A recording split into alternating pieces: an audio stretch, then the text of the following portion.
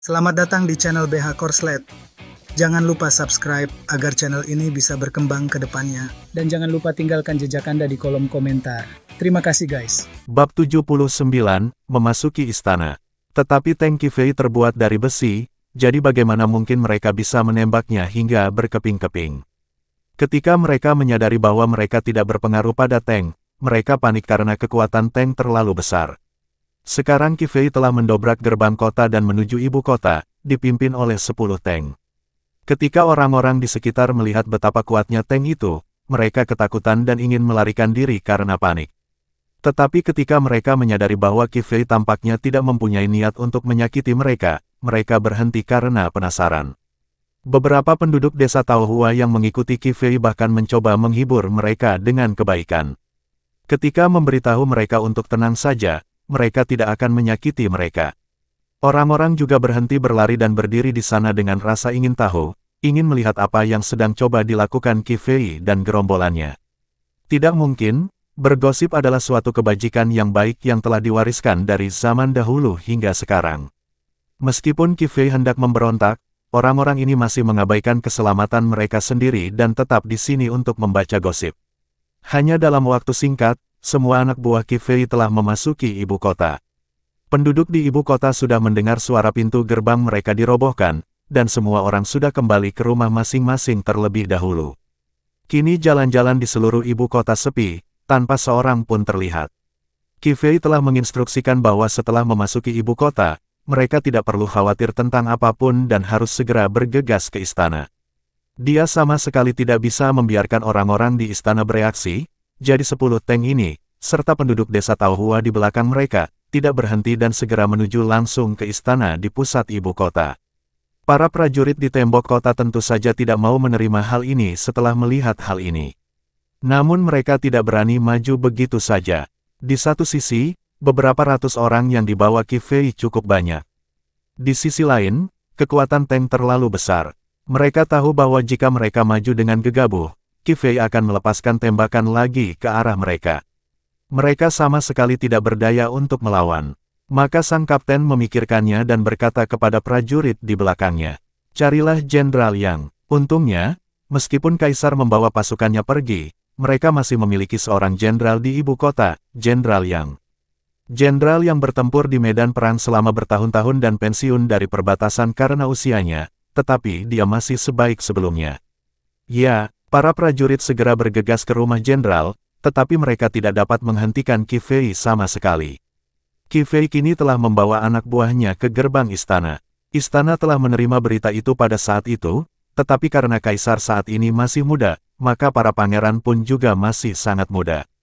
Pangeran tertua baru berusia 7 tahun, dan mereka tidak memiliki cara untuk melawan Kifei. Dan di istana, selain Kaisar sendiri, tidak ada seorang pun yang dapat melawan Kifei. Inilah kelemahan kediktatoran Kaisar. Tanpa Kaisar, istana hampir terhenti dan tidak dapat berfungsi. Istana sudah dalam kekacauan, dan para selir di harem semuanya sangat ketakutan, takut Kifei dan pemberontak lainnya akan bergegas ke istana dan membunuh mereka semua. Tetapi mereka semua wanita, jadi meskipun mereka takut, apa yang dapat mereka lakukan? Tembok istana itu begitu tinggi sehingga seekor burung pun tidak dapat terbang keluar. Belum lagi jika mereka ingin melarikan diri saat ini, tidak ada cara untuk melarikan diri. Jadi mereka hanya bisa bersembunyi di istana mereka sendiri dan gemetar, berharap agar para pemberontak dapat menunjukkan sedikit kemanusiaan dan tidak membunuh mereka sesuka hati, dan juga berharap agar pertolongan segera tiba. Kifei dan kelompoknya telah tiba di gerbang istana kekaisaran. Meskipun para menteri di ibu kota telah mengetahui bahwa seseorang telah melancarkan serangan balik dan mencapai ibu kota. Namun mereka semua adalah pejabat sipil dan tidak memiliki kekuatan militer sendiri, jadi mereka hanya bisa bersembunyi di rumah mereka sendiri dan tidak berani keluar. Mereka takut pedang di medan perang itu buta, dan bagaimana jika mereka membuat marah Kifei dan Kifei membunuh mereka secara langsung.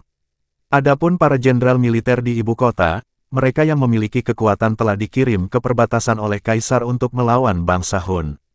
Mereka yang memiliki kekuatan dapat mengikuti Kaisar untuk menyerang Kabupaten Taohua. Kaisar adalah orang yang sangat ekstrim. Kapan saja dia ingin melakukan sesuatu, dia akan memusatkan seluruh kekuatan militernya pada satu titik. Oleh karena itu, modal sekarang berada pada titik terlemahnya. Satu-satunya jenderal yang tersisa adalah Jenderal Yang, yang sudah tua tetapi masih memiliki kekuatan. Namun, jenderal yang belum tiba. Inilah saat terbaik bagi Qi Fei untuk menyerang istana. Ketika Qi Fei tiba di gerbang istana, dia memandangi istana yang megah dan berkata kepada penjaga di gerbang. Aku memberimu satu kesempatan. Buka gerbang istana sendiri, atau jangan salahkan aku karena bersikap kasar. Pada saat ini, Liu Xiaoer dan Liu Xiaoshan juga sangat bijaksana dan mengisi ulang tank dengan peluru dan mengarahkannya ke gerbang istana. Jika penjaga menolak membuka pintu, mereka tidak punya pilihan selain memaksa masuk. Lagi pula, mereka punya bahan peledak sekarang, jadi mereka bisa pergi kemanapun mereka mau, dan tidak ada seorang pun yang bisa menghentikan mereka. Para pengawal di gerbang istana semula ingin melawan, tetapi ketika melihat 10 tank berbahan dasar besi berdiri di hadapan mereka dengan niat membunuh. Mereka merasa pedang di tangan mereka kekanak-kanakan dan bahkan sedikit lucu. Bagaimana mereka bisa bertarung? Mereka sama sekali tidak berada pada level yang sama. Para penjaga saling memandang, ragu-ragu apakah akan membuka pintu. Qi Fei melihat mereka masih membuang-buang waktu, tetapi hal terpenting baginya sekarang adalah memanfaatkan waktu untuk merebut istana. Qi Fei berkata pada para penjaga, "Aku hitung sampai 3. Kalau kamu tidak membuka pintu, jangan salahkan aku karena bersikap kasar." 3, 2. Setelah Qi Fei menghitung 2 angka, kapten pengawal mereka berbicara lebih dulu. Buka pintunya. Sekarang kaisar tidak ada di ibu kota, tidak ada seorang pun yang dapat mengambil keputusan.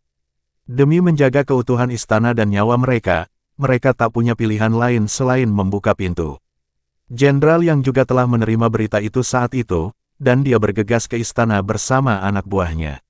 Dalam perjalanan, jenderal yang berharap Qi Fei bisa bergerak lebih lambat. Selama Qi Fei tidak menyerang istana, masih ada ruang untuk pemulihan. Begitu Qi Fei menerobos masuk ke istana dan berita itu menyebar, pamor dinasti Longteng mereka akan turun drastis, atau bahkan langsung merosot. Pangeran ketiga baru saja menduduki takhta sebagai kaisar baru dalam waktu singkat, dan kedudukannya sebagai kaisar tidak terlalu aman. Jika ada orang yang menerobos masuk ke istana saat ini, dia tidak akan mempunyai kesempatan untuk menjadi kaisar setelah pangeran ketiga. Namun, betapa kecewanya jenderal yang ketika tiba di istana, ia mendapati gerbangnya terbuka. Fakta bahwa Qi Fei dan kelompoknya telah memasuki istana sudah cukup untuk menunjukkan bahwa bahkan penjaga di gerbang istana tidak menghentikan Qi Fei dan membiarkannya masuk secara langsung. Bab 80, Menangkap Orang. Jenderal Yang sangat marah ketika melihat ini. Dia menarik penjaga yang berdiri di pintu dan berkata kepadanya dengan marah. Bagaimana kau bisa melihat pintu ini? Bagaimana bisa kau membiarkan orang jahat masuk? Para pengawal sangat ketakutan ketika mereka melihat jenderal yang telah datang sehingga mereka gemetar dan tidak berani mengatakan apapun. Mereka hanya bisa berkata kepada Jenderal Yang, "Jenderal, Anda mungkin tidak tahu bahwa Qi Fei memiliki kereta besi berbentuk aneh. Jika ia menabrak gerbang dengan kereta, gerbang itu pasti akan rusak. Jadi agar tidak membuat Qi Fei marah, saya harus membuka gerbang itu." Alasan utamanya adalah karena mereka saat itu tahu betul bahwa mereka bisa memaksa masuk bahkan tanpa menembakkan pistol. Jika memang begitu, mengapa mereka mempertaruhkan nyawa mereka untuk dikubur bersama mayat-mayat itu? Mereka hanya pekerja di sini, tidak perlu mempertaruhkan nyawa mereka di sini.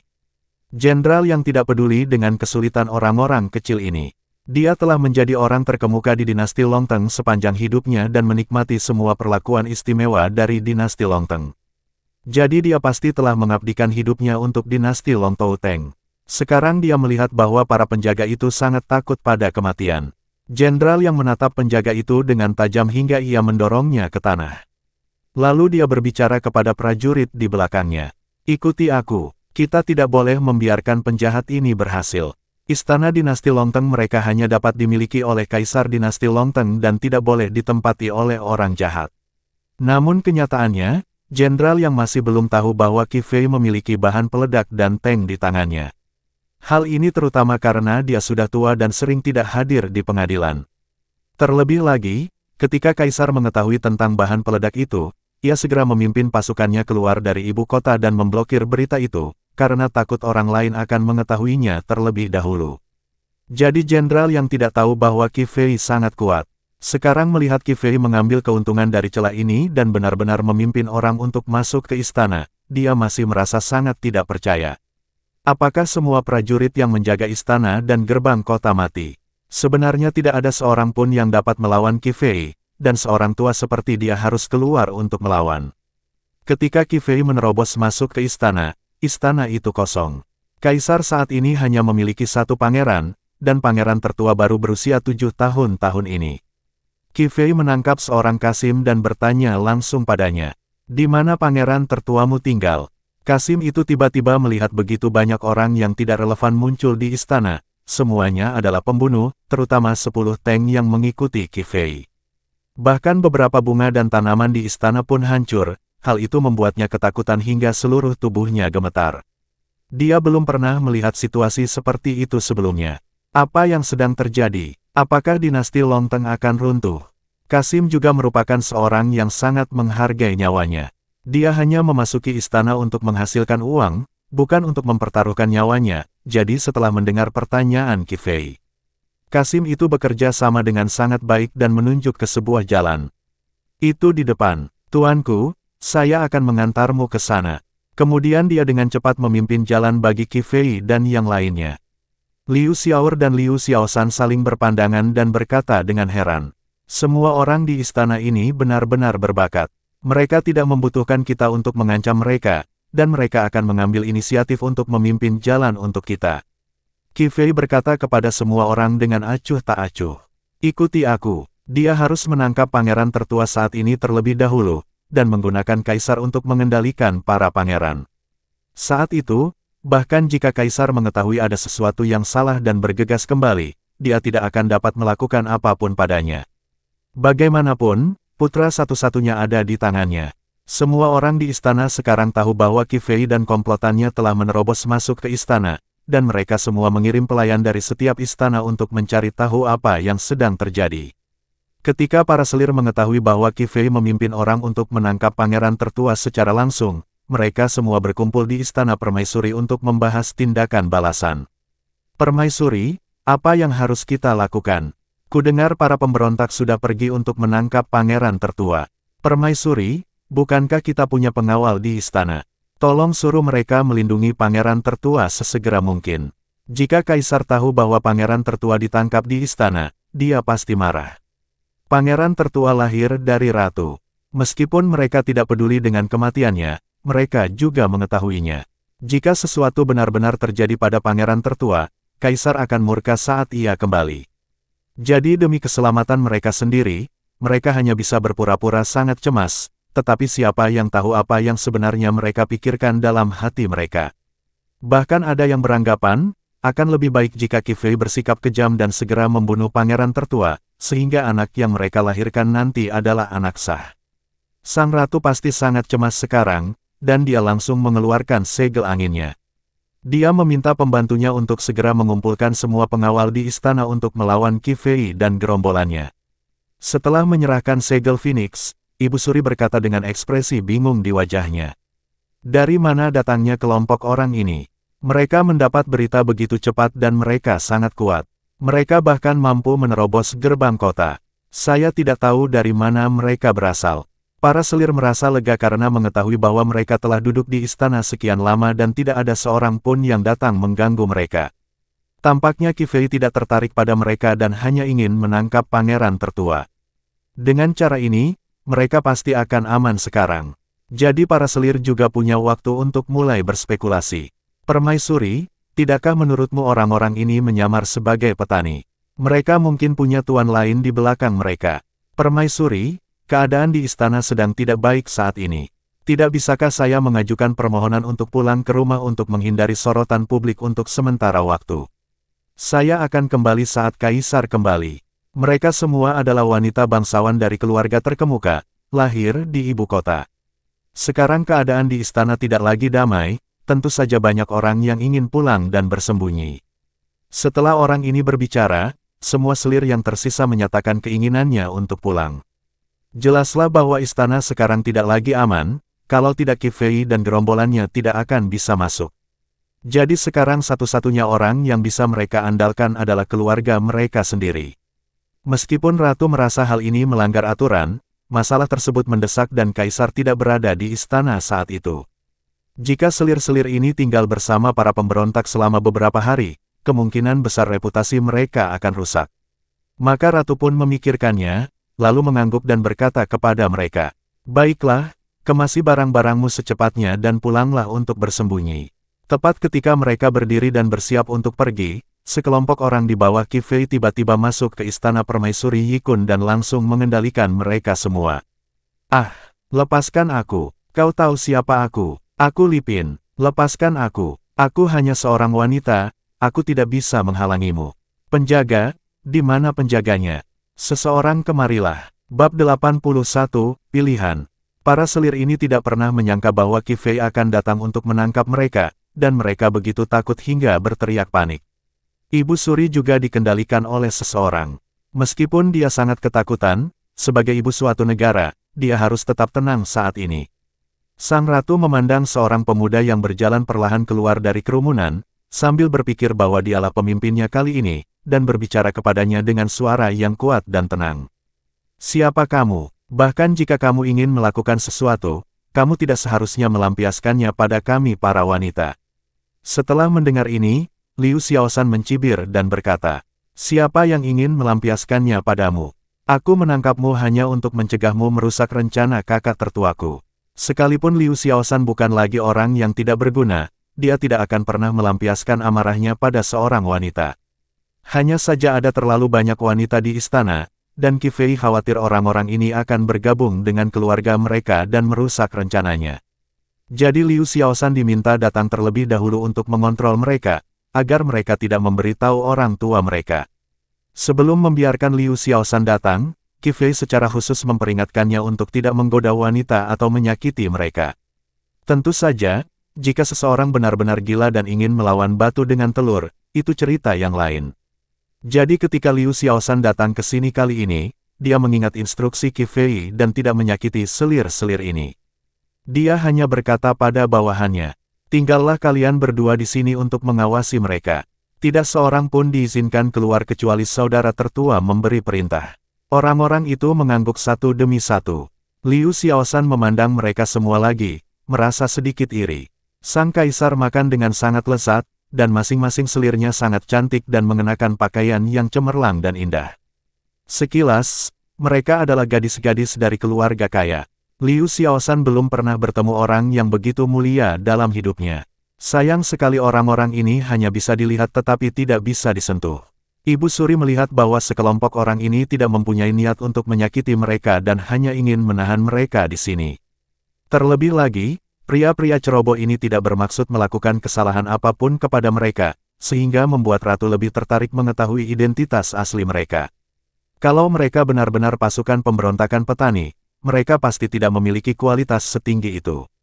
Maka Ibu Suri pun memikirkannya dan memutuskan bahwa karena Kaisar tidak ada di istana saat ini, maka dialah, sebagai Ratu, yang harus bertanggung jawab atas keseluruhan situasi. Kata Ibu Suri kepada Liu Xiaoshan, "Siapa kamu? Kalau kamu punya permintaan, kamu bisa ceritakan padaku. Aku akan berusaha sebaik mungkin untuk membantumu. Tolong jangan melakukan kesalahan apapun." Liu Xiaoshan baru saja hendak pergi ketika dia mendengar apa yang dikatakan Ratu. Dia menoleh menatap sang Ratu dengan penuh minat dan berkata padanya sambil tersenyum, "Kau tidak bisa membantu kami. Kaisarmu benar-benar tidak kompeten. Dia yang pertama kali memprovokasi kami, jadi tidak heran kami memberontak." Setelah mengatakan itu, Liu Xiaoshan tidak lagi peduli pada wanita-wanita ini. Dia harus bergegas kembali ke Qi Fei. Sekarang adalah masa kritis pemberontakan Qi Fei. Bagaimana dia bisa tidak hadir pada momen penting ini? Qi Fei telah berhasil menangkap pangeran tertua. Meskipun ada beberapa penjaga rahasia di sekitar pangeran tertua yang ingin menghentikannya, Qi Fei langsung mengeluarkan bahan peledak dan mengancam. Kalau mereka tidak ingin dia membawa pergi pangeran tertua, maka dia tidak akan keberatan meledakkan pangeran tertua sampai mati di sini. Dia hanya melihat bahwa anak itu masih muda dan tidak tega membiarkannya mati di sini, jadi dia ingin mengendalikannya. Tetapi jika orang-orang ini menolak untuk bekerja sama, Qi Fei tidak memiliki kesabaran untuk membuang waktu dengan mereka. Para penjaga rahasia itu juga mengetahui kekuatan bahan peledak ini, dan mereka mendengar apa yang dikatakan Qi Fei. Tidak peduli betapa enggannya para penjaga rahasia, mereka tidak punya pilihan selain membiarkan Qi Fei membawa pergi pangeran tertua. Tidak ada cara untuk mengalahkan mereka, dan tidak ada cara untuk bertahan lebih lama dari mereka. Hanya dalam waktu singkat, jenderal yang telah tiba di istana, dan ketika para pejabat sipil dan militer di sekitarnya mendengar berita itu, mereka tentu tidak bisa terus bersikap pengecut. Kalau saja Kaisar tahu setelah kepulangannya bahwa mereka jelas-jelas melihat seseorang memberontak tetapi tetap bungkam, dia pasti akan memberi mereka pelajaran.